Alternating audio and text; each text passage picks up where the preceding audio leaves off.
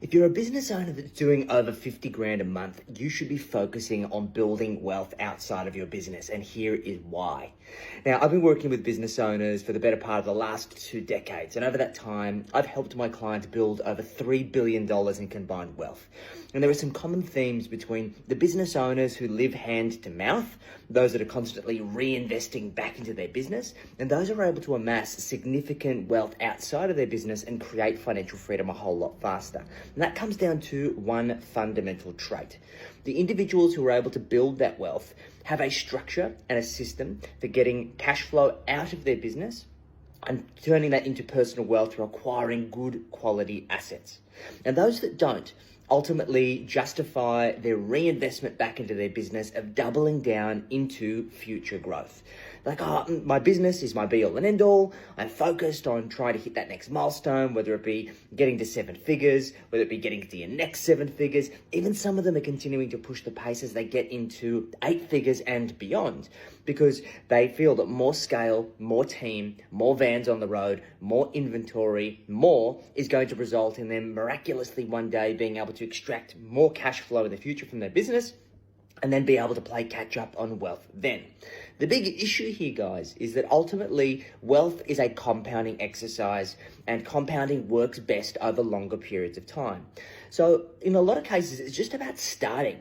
And even for many of my business clients who have struggles with cash flow and are finding it a little bit tight at the moment, they are starting their wealth journey with as little as a couple of $100 a month. And what does that look like? Well, we're creating what we call money, muscle, memory, okay? So we go through a process of designing a financial roadmap for them, where we get clear on all of their goals, dreams, and aspirations. We go through their lifestyle and their financial goals over 1 year, 5 years, 10 years, 15 years, and 20 years. We go through things like, okay, what home do you want to live in? By when do you want to have it paid off? Is that home likely going to require some renovations? Do you need to do some expansions as the kids are growing up? Do you want to send the kids to private school? What kind of holidays do you want to go on, and how much is that going to cost you each year? What are the other kind of things that you'd like to do, whether it be hobbies, interests, other things like fixing up old cars, whatever that might be that fills you with joy? On the flip side, from a financial perspective, what do you want to achieve in terms of passive income? When do you want to be debt-free? By ultimately, when do you want to be able to not have to work for money anymore? And would you like to give your kids a leg up and help them get onto the property ladder? All of these goals can be quantified. And what we have the ability to do is to reverse engineer them into a roadmap. So what we then do is we create a trajectory of, okay, these are the decisions that you're making right now based on the income that you're pulling out of your business and your current profitability and the decisions that you're making around the allocation of that money. If you keep doing this for the next 20 years, where is that going to get you, and how many of your goals are you likely to be able to achieve? And the reality is, for most of them, there are going to be shortfalls. But what that allows us to do is to quantify the gap. So this allows us to say, okay, well, in order for you to achieve all of these goals that are important to you, this is what income you need to earn, or the profit that you need to extract out of your business. This is how you need to allocate it to your debt and your investments, and for how long, in order to be able to achieve the goals and aspirations that you're working so hard towards. The benefit of this is that this is like having night vision in a dark forest, okay? If you're just roaming around a dark forest and you don't have any way or source of light to be able to navigate the way, it's going to be incredibly scary. It's going to be incredibly dangerous. And so many business owners are doing this with their path to financial freedom. They're just roaming around in a dark forest.